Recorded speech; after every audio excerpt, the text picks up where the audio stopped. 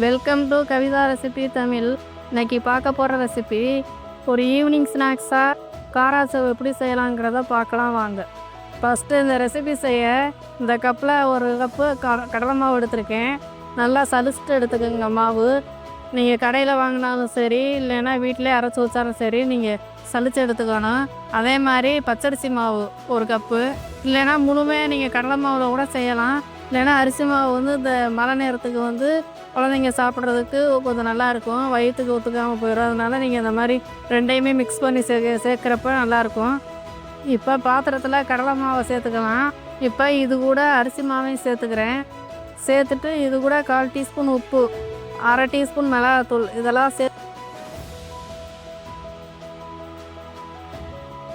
சேர்த்துட்டு நெய் ஒரு 1/2 டீஸ்பூன் இல்லைன்னா 1 டீஸ்பூன் மாவுக்கு ஏற்ற மாதிரி நீங்கள் கூட்டி குறைச்சி எல்லா அளவும் சேர்த்துக்கோங்க.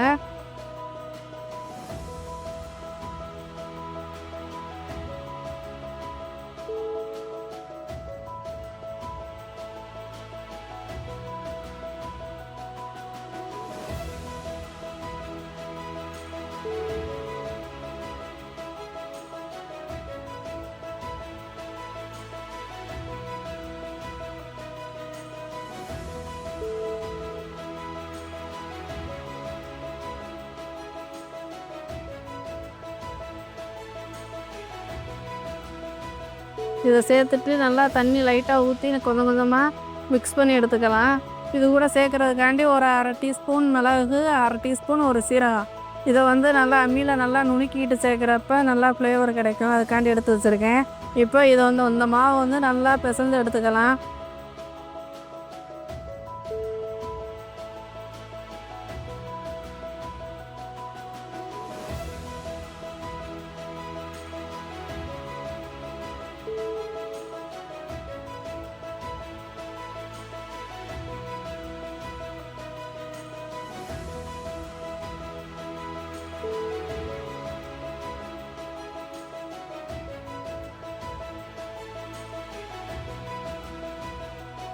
இப்போ தண்ணி கொஞ்சம் கொஞ்சமாக சேர்த்து நல்லா பிசைஞ்சு எடுத்துக்கணும். இந்த அளவுக்கு பிசைஞ்சு எடுத்துக்கோங்க மாவை.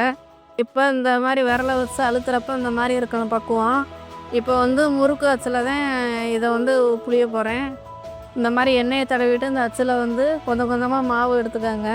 குளிர்றதுக்கு இந்த மாதிரி எடுத்துக்குவோம்.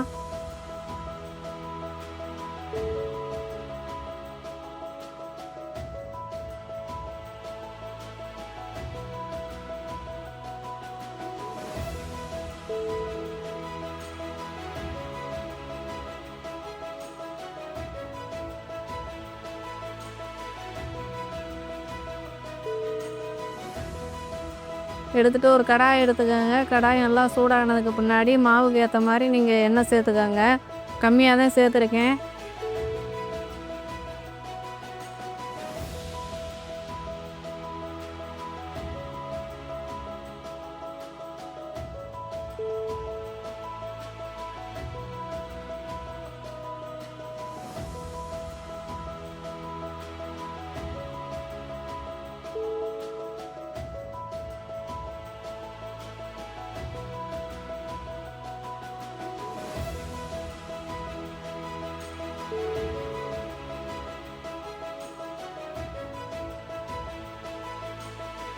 நல்லா சூடானதுக்கு முன்னாடி ஸ்டவ்வை லோ ஃப்ளேமில் மாற்றிட்டு இப்போ இதை எண்ணெயில் இந்த மாதிரி பொரிச்சு எடுத்துக்கலாம்.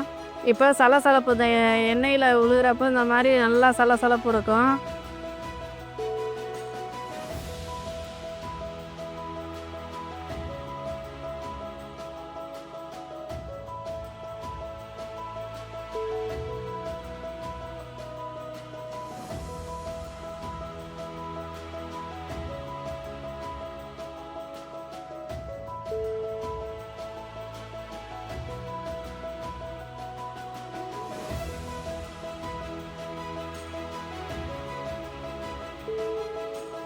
இப்போ எல்லாம் முழுமையாக அடங்கினதுக்கு முன்னாடி திருப்பி போட்டு வேக வச்சு ஒரு பாத்திரத்தில் மாற்றி எடுத்து வச்சுக்கலாம். இப்போ பொரிக்கிறப்போ கலர் மாறி வரும் பார்த்தீங்களா, அப்போ தான் மாற்றி எடுத்து வச்சுக்கணும். எண்ணெயெல்லாம் அப்படி நுரைச்சதெல்லாம் அப்படியே அடங்கிடும். அதுக்கு முன்னாடியே எடுத்து வச்சுக்கலாம்.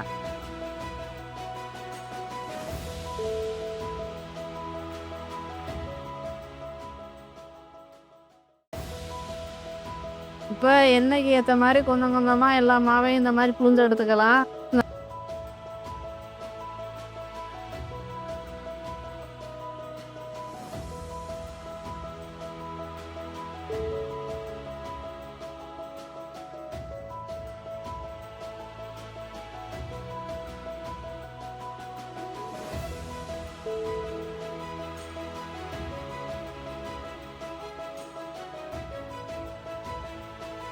இந்த மாதிரி புழிஞ்சாச்சு. இப்போ ஒரு அருமையான மழைக்கு ஒரு சூடான ஈவினிங் ஸ்நாக்ஸு ரெடி ஆயிடுச்சு.